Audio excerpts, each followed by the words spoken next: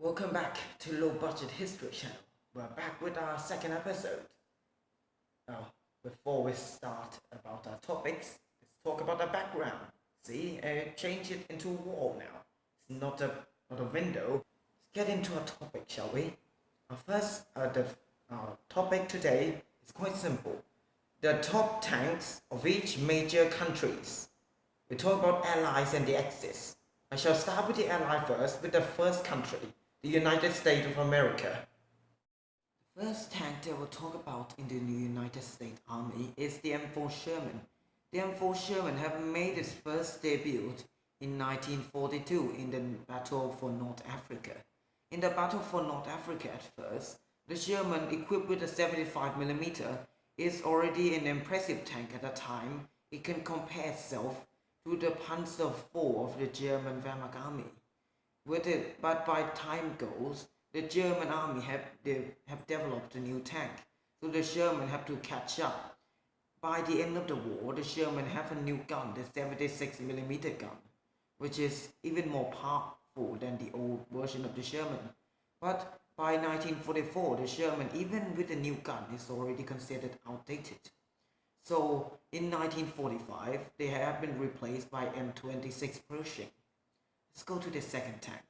The second tank is the M10 Wolverine. Most of the time it has been referred as the M10 Tank Destroyer.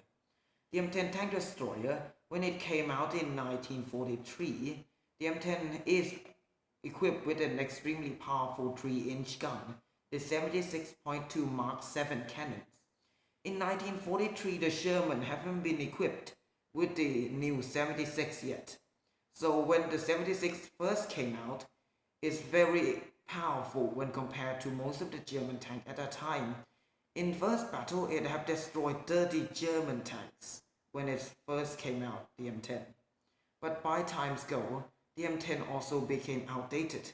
It had been replaced by the new M18 Hellcat with faster speed, with even more powerful gun.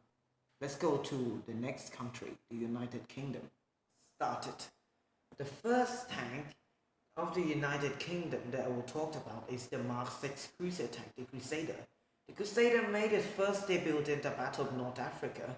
It came out to be quite a successful tank, with great speed and great firepower. The early version have a 40mm gun, but it came at a cost. It had little armor and it catch fire easily. But the later version come with a 57mm gun, but it still couldn't compare firepower to the German Panzer IVs with short 75mm guns. But it had been outdated near the end of the Battle of North Africa because the Germans find a way to ambush these Crusaders and destroy them with anti-tank guns. Let's go to the next tank. The next tank is the famous Churchill tank. The Churchill tank is a weird design for World War II tanks. It had been built, the design really looked like a Mark I of the United Kingdom Army back in World War I. It have a long design with the Churchill have a very flat armor and a box turret. But the Churchill have great armor for its time. Even though when the Germans start introducing their new Tiger tanks in 1943, the Churchill still in service to the end of the war. By the end of the war, the Churchill had been upgraded with much more armor and a powerful 76mm. At first, it had been using the 57mm, the same gun as the late Crusader. The Churchill have a special track that will help it climb obstacle easier than other tanks. With these, it have been built for crossing trenches. Also, there's one more design worth mentioning in the British Army is the Sherman Firefly. The Sherman Firefly had been introduced in 1944 when the Allies landed in Normandy. These guns have been developing since the end of the Battle of North Africa. These guns are designed to destroy German big cats. The 17-pounder have a penetration power of over 170mm. It's extremely powerful and the most powerful gun through the entire war. for the Allied powers.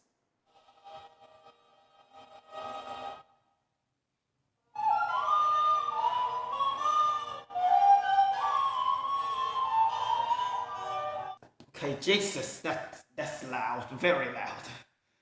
Okay, I guess we'll start with the third country here, the Soviet Union. Russian bias. Here we'll have a look at 3 tanks. First, the T-34s. The T-34s, by the time that Operation Barbarossa happens, or when the Germans start invading the Russians, the T-34 was still quite a new tank at the time. Most of the tank in the Soviet army at the time were all T-26 and BTs. There were not many T-34 made at a time. The T-34 was the first tank that's really put the slope armor into use. There were many slope armor have been used in a tank before, but this is the first one that have really been using it a lot. The first version of the T-34 were equipped with 76mm guns. At first, when the Germans made this, their old short barrel 75mm gun and all other tank guns and anti-tank guns can't even penetrate the front of the T-34. Even though the front is only 45mm, but it's very slow, helping the armor thickness to be even higher than usual. But by times go, the T-34-85 start being destroyed by the newer 75mm guns, that is our long barrel version, and the 88mm of a Tiger and an anti-aircraft gun 88mm that have been converted into anti-tank role. So the T-34 in the late war version have been fitted with the new 85mm cannons.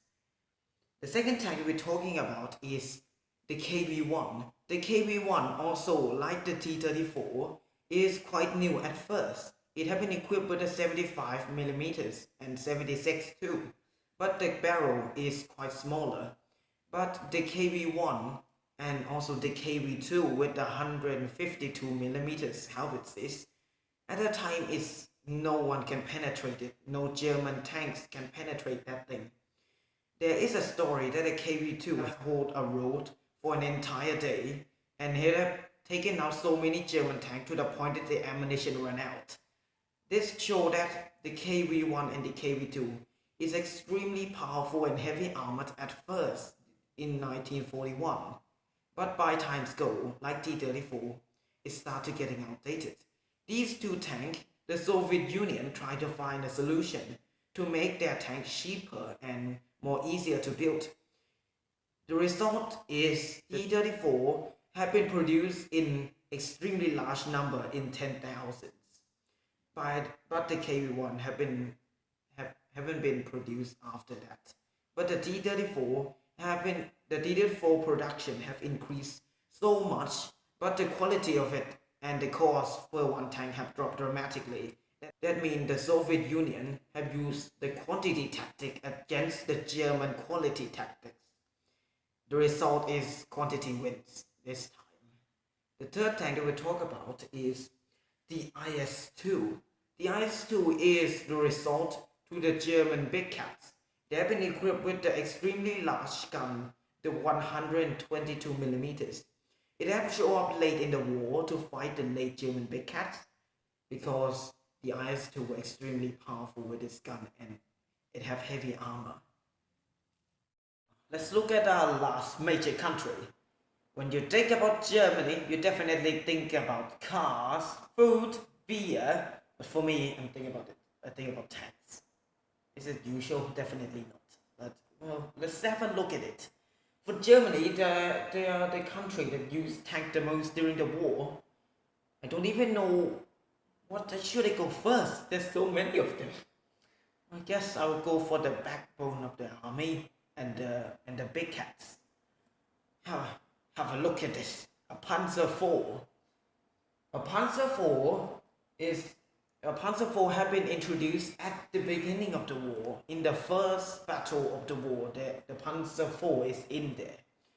During the invasion of Poland in 1939, these the Panzer IV with its short 75mm gun, and by time scale, it even received a longer 75mm gun called the F2 version. These Panzer IVs are the backbone of the German army until the end of the war, worth mentioning. The second tank is the Sturmgeschütz. The Sturmgeschütz use the Panzer IV chassis, but during construction they lack Panzer IV turrets, so they start building a Panzer IV with the same gun, without turrets. These were called the Sturmgeschütz 3. The Sturmgeschütz 3 was simply Panzer IVs without turrets, and the gun had been put in a fixed position in front of a tank. The Sturmgeschütz have stayed until the end of the war, becoming a notable tank to talk about. When I have to talk about German army, I always think about Sturmgeschütz because it's literally everywhere and many of them have been built. Here's our first big cats. Appeared in 1943, a Tiger is a force to be reckoned with for any Allied tanks. It had been equipped with an 88mm KWK 36 guns, the 88mm. During the Battle for France, the 88mm was still an anti-air gun until Erwin Rommel started using the 88mm loaded in armor piercing, and now it turned into a very powerful anti-tank gun during World War II. So after that, they would try thinking about why shouldn't we put it on a tank? And the result is the Tiger one. It's over-engineered, use all the resources, but one of these Tiger can take out 80 T-34s. Look at the German tank ace scores. Michael Wittmann got like 130 kills with the Tiger one. So that the Tiger one is extremely powerful. The front armor, 100mm, no one can penetrate that during in 1943 at all, until the Allied land in Normandy with their new Fireflies, and the 17-pounder can easily punch through the German Tiger. The production ended in 1944 because of its too high quality and it's a waste of resources.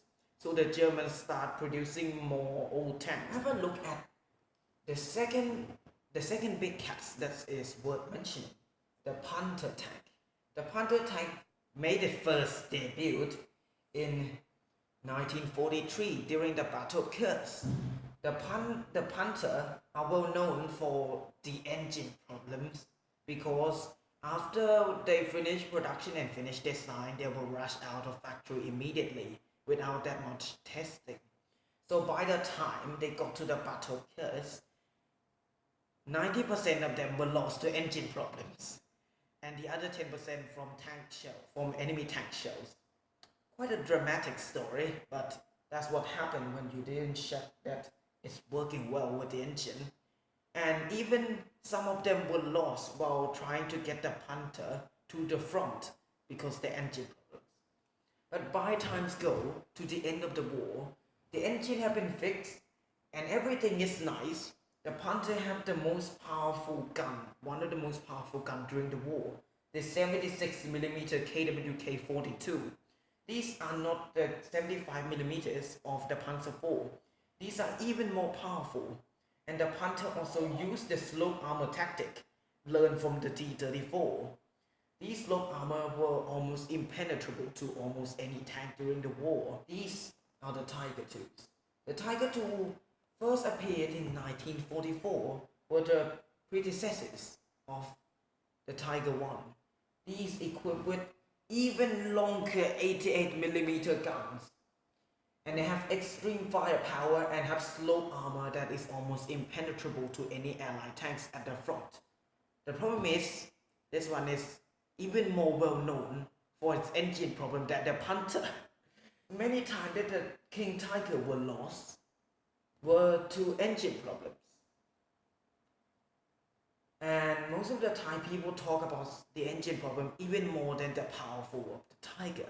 The Tiger were equipped with extremely powerful 88s, and they are also a design to put in 105mm, but those were never put in because the war were over before they can be put in. But still, like the Panzer force at some time they start running out of turrets.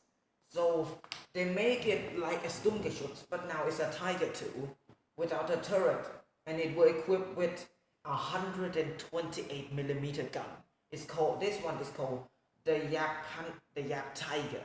The Yak Tiger have extremely powerful front armor, and it have even more powerful guns. The armor is extremely thick. Still, same problem, the engine. I think we're at the end now, because there's still many other tanks, but I'm talking about the top ones of each army.